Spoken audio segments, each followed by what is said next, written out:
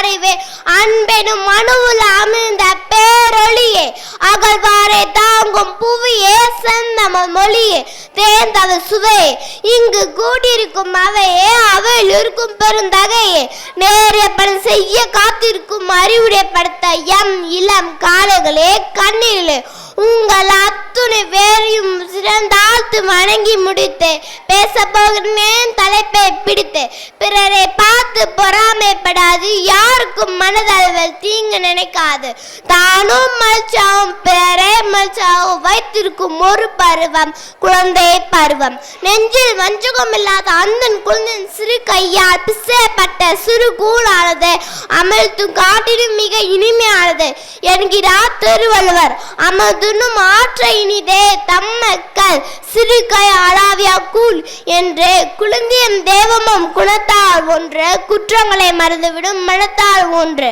கள்ளமில்லா உள்ளத்தினார் பிள்ளைகள் எல்லாம் கண்ணெதிரே காண்கின்ற தெய்வங்களார் என்று வாலி தன்னுடைய எழுத்திலே கூறியிருக்கார். இப்படிப்பட்ட குழந்தைகளுக்கு குழந்தை தினமாக கொண்டாட காரணமாக ஒருவர் இருக்கிறார்.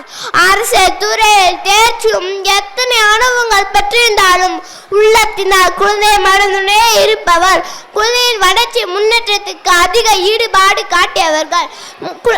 குழந்தைகளுக்கு சரியான முறையில் கல்வி போதிக்க வேண்டும் என்பதில் கவனமாக இருந்தவர். நவீன இந்தியாவில் சிற்பி என்ற அடமொழிக்கு சொந்தக்காரான ஜவஹர்லால் நேருவின் பிறந்த நாளைத்தான் நாம் குழந்தைகள் தினமாக கொண்டாடப்படுகிறது.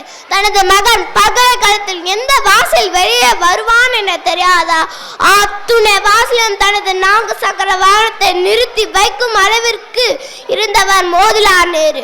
மோதிலால் நேருக்கும் சொர்ப ராணி அம்மையாருக்கும் 1889ஆம் ஆண்டு நவம்பர் 14ஆம் தேதி மகனாக பிறந்தார் ஜவஹர்லால் நேரு. தனது 15ஆம் வயது இங்கிலாந்து கல்வி பயில சென்றார். அங்கே படிப்பை முடித்த நேரு பின்பு கேம்பிரிட்ஜ் பல்கலைக்கழகத்தில் சேர்ந்து ட்ரினிட்டி கல்லூரி சேர்ந்து படித்தார். சட்டத்துறையில் 1912ஆம் ஆண்டு முதலாக காந்தியை சந்தித்தார். 1919ஆம் ஆண்டு ரவுலட் சட்டத்தை எதிர்த்து போராடினார்.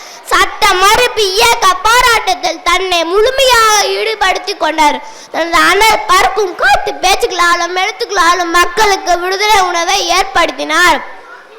இன்றைய குழந்தைங்க தான் நாளை தலைவர்கள், அவர்கள் தான் நாளை எதிர்காலம் என்பதை நன்கு உணர்ந்தார் ஜவஹர்லால் நேரு. நேரு குழந்தைகள் நாட்டின் சொத்தாகவே கருதினார். நேரு குழந்தைகளுக்கு தரமான கல்வி வேண்டும் என நினைத்தார். இதன் காரணமாகவே அகில இந்தியா மருத்துவ அறிவியல் நிறுவனம், இந்திய தொழில்நுட்ப கழகம், இந்திய வேளாண்மை நிறுவனங்கள் மற்றும் தேசிய தொழில்நுட்ப நிறுவனங்கள் உருவாக்கப்பட்டன. நேரு தனது 5 ஆண்டு திட்டத்தில் குழந்தைகளுக்கு பால் மற்றும் மதிய உணவு திட்டத்தை அமுலாக்கினார்.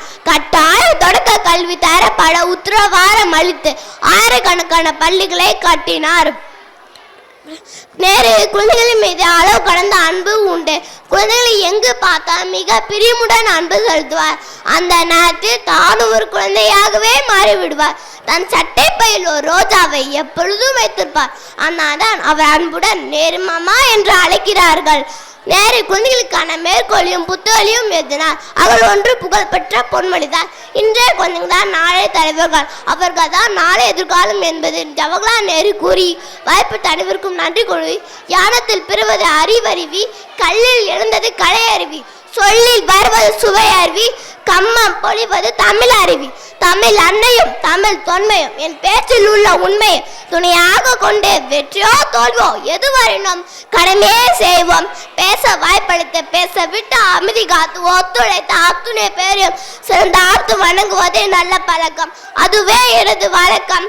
தமிழே என்றும் என் முழக்கம். பேசி முடிக்கிறேன். வணக்கம்.